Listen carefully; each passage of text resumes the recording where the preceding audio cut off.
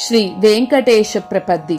ईशानां जगतोऽस्य वेङ्कटपतेर्विष्णोः परां प्रेयसीं तद्वक्षस्थलनित्यवासरसिकां तत्क्षान्तिसंवर्धिनीं पद्मालङ्कृतपाणिपल्लवयुगां पद्मासनस्तां श्रियं वात्सल्यादिगुणोज्ज्वलां भगवतीं वन्दे जगन्मातरम्। ईशानां जगतोऽस्य वेङ्कटपतेर्विष्णोः परां प्रेयसीं तद्वक्षस्थलनित्यवासरसिकां तत्क्षान्तिसंवर्धिनीं पद्मालङ्कृतपाणिपल्लवयुगां पद्मासनस्तां श्रियं वात्सल्यादिगुणोज्ज्वलां भगवतीं वन्दे जगन्मातरम्। श्रीमन्कृपाजलनिधे कृतसर्वलोक सर्वज्ञशक्तनतवत्सल सर्वशेषिन् स्वामिन् सुशीलसुलभाश्रितपारिजात श्रीवेङ्कटेश चरणौ शरणं प्रपद्ये।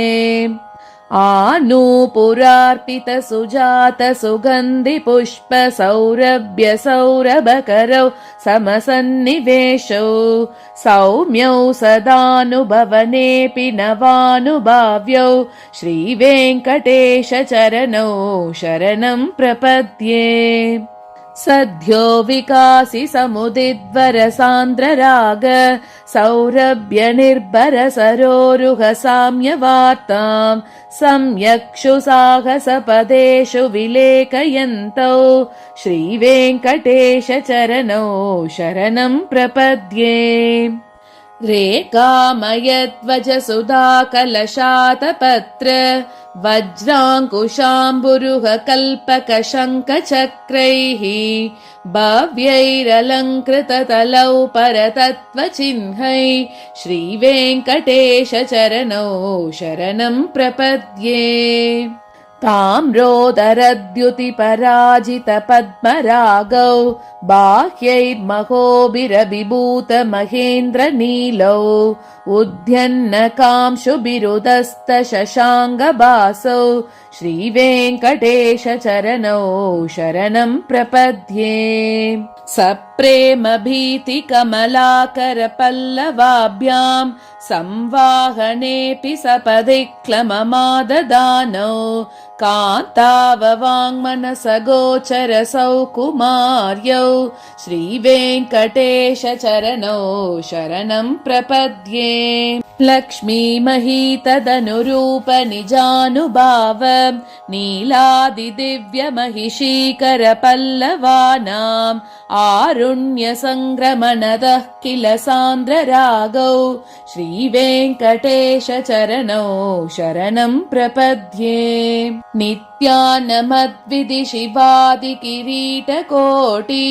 प्रत्युक्तदीप्तनवरत्नमहः प्ररोहैः नीराजनाविधिमुदारमुपाददानौ श्रीवेङ्कटेश चरणौ शरणं प्रपद्ये।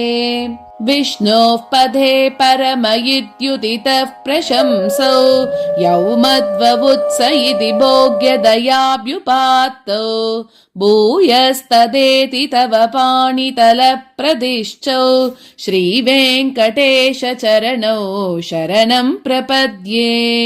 पार्थाय तत्सदृशसारदिना त्वयैव यौ दर्शितौ स्वचरणौ शरणं व्रजेति भूयोऽपि मह्यमिहदौ करदर्शितौ ते श्रीवेङ्कटेश चरणौ शरणं प्रपद्ये। मन्मूर्ध्निकालियपने विकटाटवीषु श्रीवेङ्कटाद्रिशिखरे शिरसि श्रुतीनां चित्तेऽप्यनन्यमनसां सममाहितौ ते श्रीवेङ्कटेश चरणौ शरणं प्रपद्ये। अम्लानहृष्यदवनीतलकीर्णपुष्पौ श्रीवेङ्कटाद्रिशिखरापरनायमानौ आनन्दिता किल मनोनयनौ तवैतौ श्रीवेङ्कटेशचरणौ शरणं प्रपद्ये। प्रायः प्रपन्नजनता प्रथमावगाह्यौ मातुस्तनाविव शिशोरमृदायमानौ प्राप्तौ परस्परतुलामतुलान्तरौ ते श्रीवेङ्कटेशचरणौ शरणं प्रपद्ये। सत्वोत्तरैः सततसेव्यपदाम्बुजेन संसारतारकदयार्द्रदृकञ्चलेन सौम्योपयन्द्रुमुनिना मम दर्शितौ ते श्रीवेङ्कटेशचरणौ शरणं प्रपद्ये।